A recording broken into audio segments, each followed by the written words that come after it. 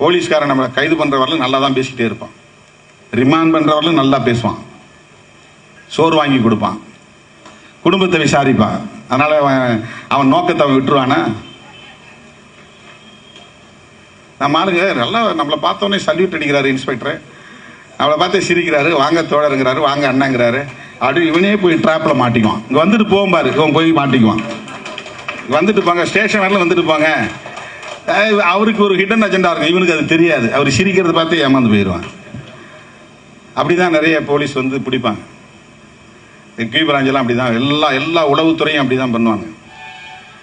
திருமாவளவன் எங்கே போகிறாருன்னு கண்டுபிடிக்கணும்னா திருமாவளவன் கூட இருக்கிறவன நட்பாக வச்சுக்கிறது, அவரை தோழருங்கிறது, அவரை அண்ணங்கிறது, அவரை தம்பிங்கிறது. இவர் அண்ணனா இப்போ தான் நான் பேசினேன், அவர் அங்கே தங்கியிருக்கிறாரு, இங்கே தங்கியிருக்கிறாரு. அண்ணன் நம்பர் வேணுமா, இந்தா வாங்கிக்கிங்க. இப்படித்தான் பிஜேபிக்காரன் இன்னைக்கு தலித் தலைவர்களை பூரா ஏமாத்திட்டு இருக்கிறான்.